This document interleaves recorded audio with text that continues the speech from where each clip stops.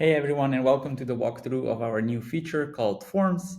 My name is Bor and I'm a product designer here at SciNote, and today I will be taking you through the ins and outs of this feature. So let's just jump right in. So as you can see, I already have some forms generated, but let's create a new one. So I'm just going to click on new form here. The idea behind forms is that you basically select the blocks that you want to have in your form. So I'm just going to add a first block here. I'm going to say I want this to be a text input field.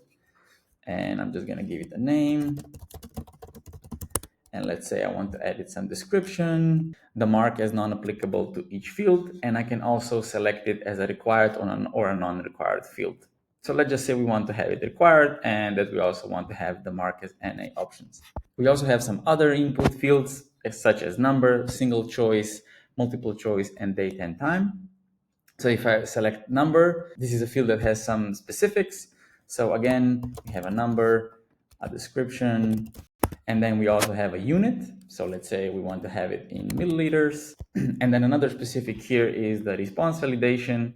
And if I turn this on, you will see that I can add a specific validation to the form and to the input field itself. So let's say we expect a value of 5 to 10, and I want to add a custom message. Okay, and I want to have it as required still, and also add the option to mark it as non-applicable. So let's say I'm satisfied now with the form I want to build, and I can now test it out up here. So let's just click on the test form button as the form name here, and then the input fields we provided. So let's just give this form a name, and you can also interact with this input fields. So let's say I want to just write something, or I want to add the number. We also provide the milliliters and or the unit that you selected.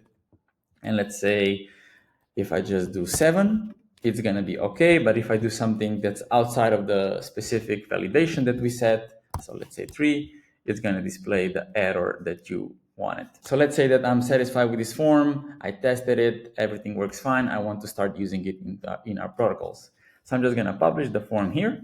And now I'm going to jump into a project. So let's just go to one of my recent projects. I already have some forms added here, but the thought process behind the forms is that it's basically just a content block. So you add it to the protocol step as any other content block. So I'm going to add a form and I'm going to search for it, this one, and I'm going to add it to my protocol step. The form itself is not submitted yet. So let's say I'm a technician, I want to write something in.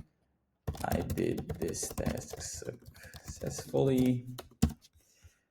And I can also mark it as an A. So let me just show you how that looks like. It just disables the field, right? And I want to set 6 milliliters here. Okay, now the form becomes available for submission when all the fields have data input. So I'm just going to submit this form. And now it says that I submitted this form on this date and this time. Now let's say that I am the owner of this team. What I can do when a technician submits the form, I can basically go back, select edit, and I can do some changes. This basically unlocks the form again. If you are reviewing a work of a technician, you can basically unlock it for them. So now they can input another value. And let's say I want to have it submitted now. This is how the forms work. We also have one other thing that you can do with them, which is basically export all of the values, all of the data from a form. So let's go back here into the templates and forms. And we're going to select the form that we created.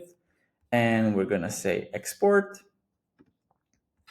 Now it's going to take a little bit of time and you will get a notification that it was created like this. I already have one open here, so I'm just going to show you how that looks. Excel file gives you the form path, so basically in which project it is, in which task, and so in which protocol, in which step. It also has the time step of when the form was last submitted and by whom. And then you also have the answer to each individual questions, and this was the answer and at what time and who made it.